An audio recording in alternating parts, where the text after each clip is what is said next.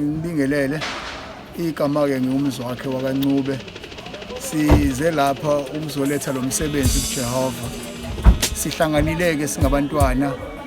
baleli bandla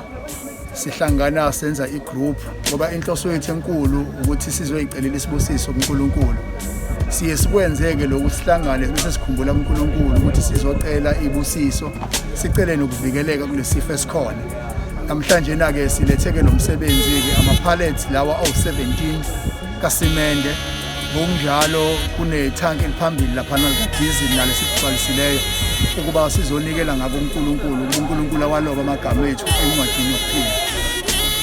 Siye sithi masinomsebenzi esizowenza siye sivule ngaleso sikhathi igroup ngoba le akuyona igroup ehlala ikhona sisihlanganise abantu ngaleso sikhathi ngoba siyazi phela makuzonikela ukuthi anukwazi ukuhlala negroup enithi ukunikela fanele niyenze lo msebenzi niwuqede bese niyayivala iyahlukana so kufisayo ukuthi abe khona ngelilanga umemenyiwe uNkulunkulu kulo msebenzi uyolithola ithuba uyozwa kumenyezelwa futhi bese sisebenzisa lelo thuba ukuthi abantu bangeneke bese siyakwazi ukuhlanganisa umnikelo. Ngiyabonga kakhulu isikhathi sakho. Ngiyabonga kakhulu.